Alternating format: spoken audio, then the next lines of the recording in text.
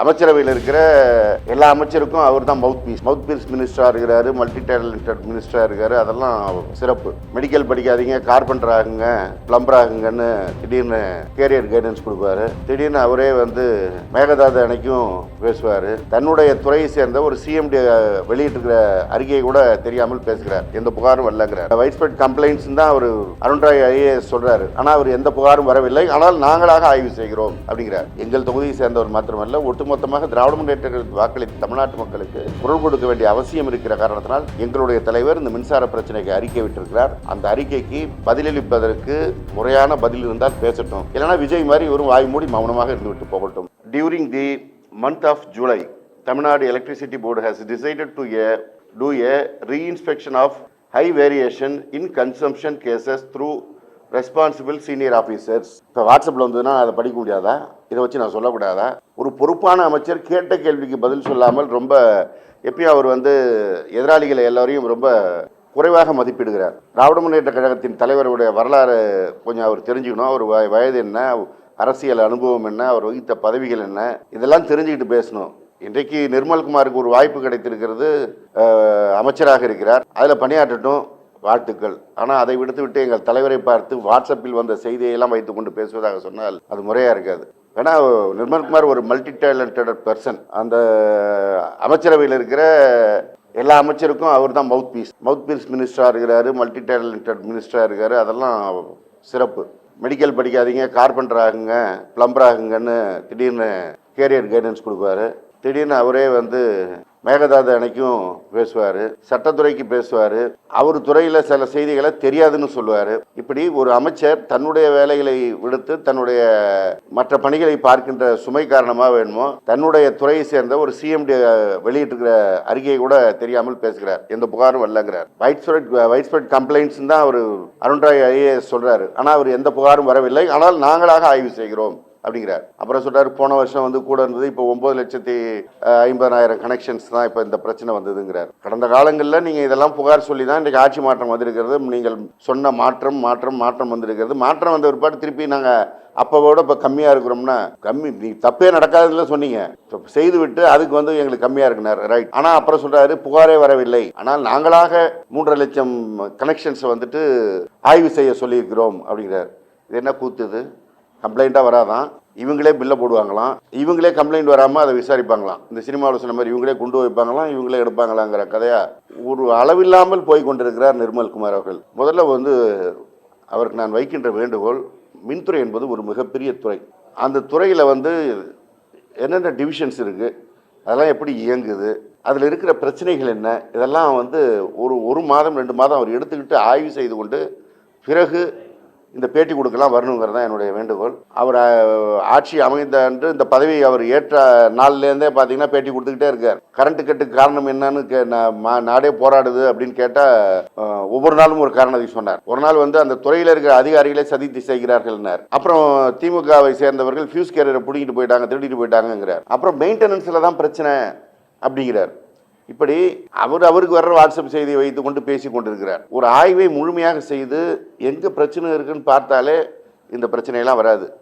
திராவிட முன்னேற்ற கழக ஆட்சி 5 ஆண்டு காலத்தில் எழாத மின்தட்டுப்பாடு பிரச்சனை இந்த ஆட்சி அமைந்த இந்த குறுகிய நாட்களில் ஏற்படுகிறது என்றால் அதில் கவனம் செலுத்த வேண்டிய அவர் நிர்மல்குமார் கவனம் செலுத்தாமல் இருக்கிறார் என்கிற காரணத்தினால்தான் இப்படி இருக்கிறது.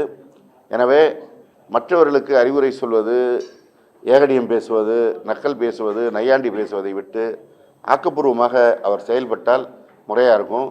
ஏன்னா மக்களுக்கு மிக அத்தியாவசியமான துறைகளில் மின்துறையும் ஒன்று.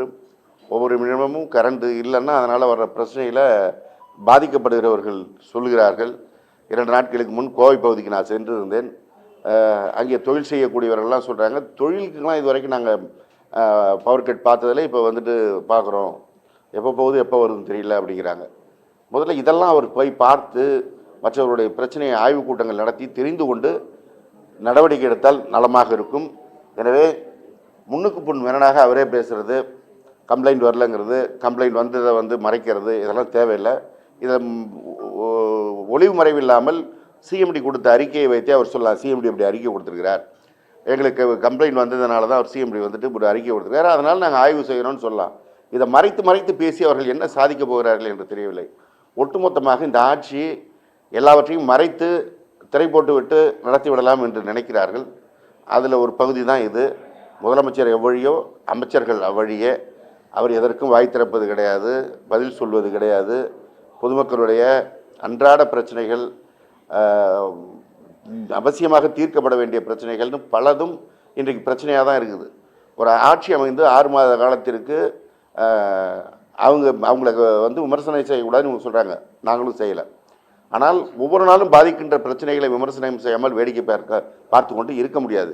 ஏன்னா நாங்களும் ஒரு ரெஸ்பான்சிபிள் அப்போசிஷன் பார்ட்டி. எங்களுக்குமான கடமை இருக்கிறது. எங்களுக்கும் மக்கள் வாக்களித்து நாங்களும் குறிப்பிடத்தக்க அளவிலான சட்டமன்ற உறுப்பினர்களோடு இருக்கிறோம். எங்கள் தொகுதியை சேர்ந்தவர் மாத்திரமல்ல, ஒட்டுமொத்தமாக திராவிட முன்னேற்ற கழகத்துக்கு வாக்களித்து தமிழ்நாட்டு மக்களுக்கு குரல் கொடுக்க வேண்டிய அவசியம் இருக்கிற காரணத்தினால் எங்களுடைய தலைவர் இந்த மின்சார பிரச்சனைக்கு அறிக்கை விட்டிருக்கிறார். அந்த அறிக்கைக்கு பதிலளிப்பதற்கு முறையான பதில் இருந்தால் பேசட்டும், இல்லைனா விஜய் மாதிரி இவரும் வாய் மூடி மௌனமாக இருந்துவிட்டு போகட்டும். இனி இந்த நக்கல் நையாண்டி அறிக்கைகளை விட வேண்டாம் என்று நிர்மல்குமார் அவர்களுக்கு அன்போடு கேட்டுக்கொள்கிறேன். வேற சார், இந்த ஆட்சி தொடர்ந்துலேருந்து திமுக திட்டங்கள் தொடர்ந்து பெயர் மாற்றிட்டே வராங்க. நிறைய விஷயங்கள் பெயர் மாற்றுறாங்க.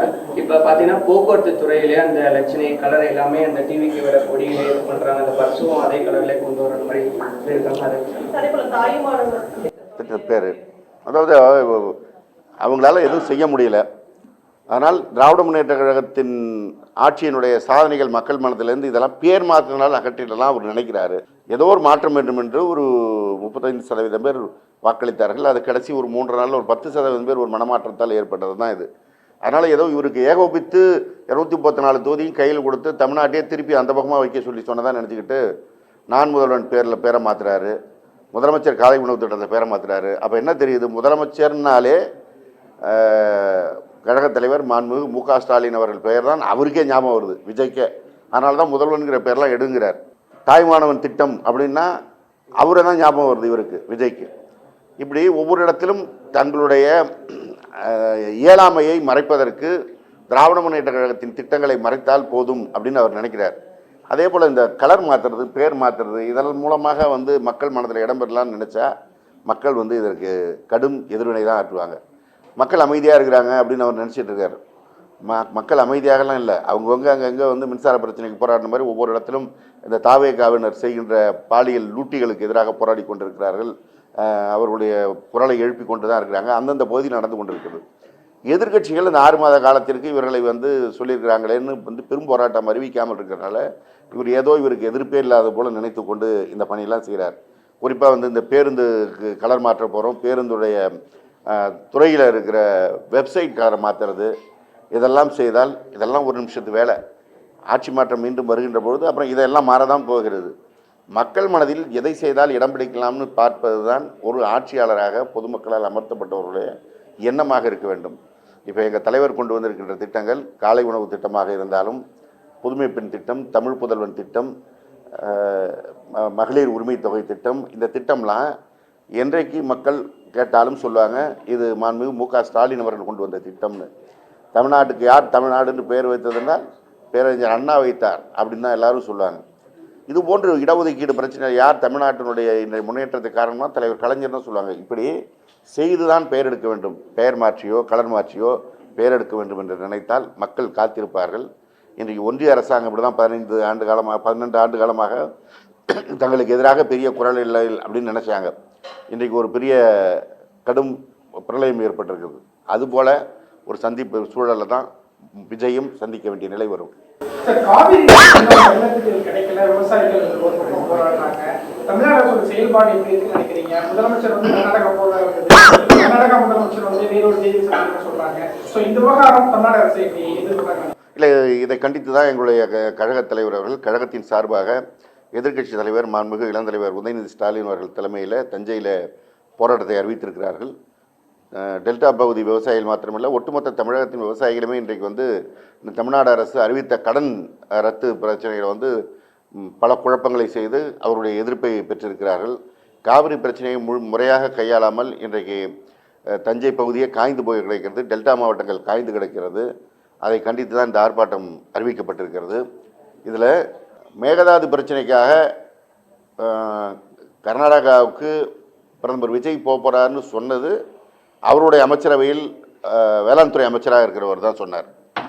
அப்புறம் கல்வித்துறை அமைச்சர் ராஜ்மோகன் என்ன சொல்கிறாரு, இதையெல்லாம் முதல்வர் முடிவு செய்து முதல்வரே அறிவிக்கத்தான் தான் தெரியும், மற்றவங்க சொல்கிறதெல்லாம் எடுத்துக்க முடியாதுன்னு சொல்கிறார். ஒரு அமைச்சர் சொல்கிறதா இன்னொரு அமைச்சரே சொல்கிறார். இப்போ இன்றைக்கி நம்ம மல்டி டேலண்டட் நிர்மல்குமார் என்ன சொல்லியிருக்கிறாரு, முதல்வர் அலுவலகம் அறிவிக்கும்னு சொல்கிறார். அப்புறம் அவரே சொல்கிறார், இதை நீதிமன்றம் தான் இதை தீர்க்க வேண்டும் என்று சொல்கிறார்.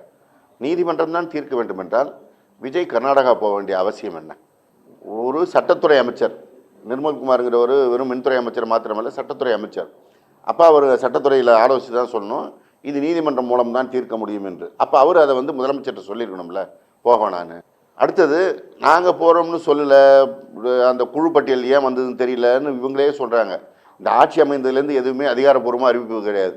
தகவல் கிடைத்தது, தாவேகாவுடைய தகவல் கிடைத்ததுன்னு தான் எல்லா தகவலும் வரும். முதலமைச்சர் பதவியேற்ப போகிறார், தகவல் கிடைத்தது. அமைச்சரவை பட்டியலை வழங்க போகிறார், தகவல் கிடைத்தது. இப்படி தான் தகவல் கிடைத்தது போல் கர்நாடகா போகிறார் என்று தகவலும் கிடைத்தது. அந்த தகவலையும் அவர்களே இன்னும் உறுதி செய்யலை. ஆனால் அங்கே கர்நாடகாவிலேருந்து அந்த முதலமைச்சர் சிவகுமார் அவர்கள் இப்போ பேட்டி கொடுத்துட்ருக்காரு, விஜய் அவர்கள் இப்பொழுது இங்கே வர வேண்டாம், இங்கே நிலைமை சரியில்லை அப்படின்னு பேட்டி கொடுக்குறார். அப்போ அவர் ஏன் வர வேண்டாம்னு சொல்கிறாரு? இப்போ இவங்க யாரோ கேட்டிருக்கணும், விஜய் அவர்கள் அங்கே வர வேண்டும் என்று கேட்டிருக்க வேண்டும். கேட்டிருந்த காரணத்தினால்தான் அவங்க இப்போ வர வேணான்னு சொன்னோம். இப்போ இதையெல்லாம் மறைச்சி பேச வேண்டிய அவசியம் என்ன? நாங்கள் கூட பரவாயில்ல, அவருடைய கூட்டணியில் இருக்கின்ற கட்சிகளே இது குறித்து கோபத்தை வெளிப்படுத்தி இருக்கிறார்கள். அவருடைய கட்சிக்கு ஆட்சி அமைவதற்கு வெளியிலிருந்து ஆதரவு கொடுத்திருக்கின்ற கட்சிகள், குறிப்பாக இடதுசாரி இயக்கங்களே தங்களுடைய அதிருப்தியை வெளிப்படுத்தியிருக்கிறார்கள் கர்நாடகா போவது குறித்து. ஆனால் இப்போவும் அதில் உண்டா இல்லையா, நடக்குமா நடக்காதா, எதையும் சொல்லாமல் ஒரு கள்ள மௌனம் காக்கிறது இந்த அரசாங்கம். இப்படி அமைதி காப்பதன் மூலமாகவே மக்கள்கிட்ட பிரச்சனை பெருசாக வெடிக்காமல் இருக்கும்னு இவங்க நினச்சிட்டு இருக்காங்க. அமைதியே ஒரு கட்டத்தில் மிகப்பெரிய புரட்சியாக வெடிக்கும். இதை உணராவிட்டால் மிகப்பெரிய ஆபத்து தான் இந்த தாவேக அரசாங்கம் சந்திக்கும். இவங்களுக்கு பள்ளி மாணவர்களுக்கு சத்துணவு இது சிக்கன் பிரியாணி போறதா சொல்லியிருக்காங்க, அது எப்படி பார்க்க சாத்தியமாகும்? அது குறித்து பல கல்வியாளர்கள் கருத்து சொல்லிட்டு இருக்கிறாங்க. முட்டைன்னா முழுசாக கொடுத்துருவோம் தெரியும், நீங்கள் சிக்கன் பிரியாணியில் என்ன கொடுக்க போகிறீங்கன்னு தெரியும், குஸ்காவை போட்டு சிக்கன் பிரியாணி போட்டோன்னு கூட சொல்லலாம். அதாவது ஒரு திட்டத்தை செயல்படுத்துவதற்கு முன்பாக அந்த திட்டத்தினுடைய பிரச்சனைகள் என்ன வரும், அதை முழுமையாக செயல்படுத்த முடியுமா, இதெல்லாம் தெரியணும். இவங்க மன்றம் வச்சுருக்கும்போது நாங்கள் அங்கே செஞ்சோம் இங்கே செஞ்சோம், அதனால் சில விஷயங்களை இங்கே செய்கிறோன்னு வராங்க. மன்றங்கிறது தனிநபர்களுடைய பிரச்சனை, அவங்க எதை விருப்பப்பட்டாலும் செய்யலாம். ஆனால் அரசு அப்படி இல்லை, இதுக்கு அக்கௌண்டபிலிட்டி இருக்குது. பொதுமக்களுடைய வரி பணத்தில் நாம் செலவு செய்யும் போது அது முழுமையாக சென்று சேர்கிறதா, எல்லோருக்கும் சேர்கிறதான்னு பார்க்கணும். எல்லா விஷயத்தையும் விளையாட்ட போக்கில் அவங்க நினச்சிக்கிட்டு இருக்காங்க. ரீல்ஸ் தான், அதே இதை போட்டால் அது ஒரு 2 நாள் ரீல்ஸ் போடலான்னு நினச்சிருப்பாங்க. பார்ப்போம்.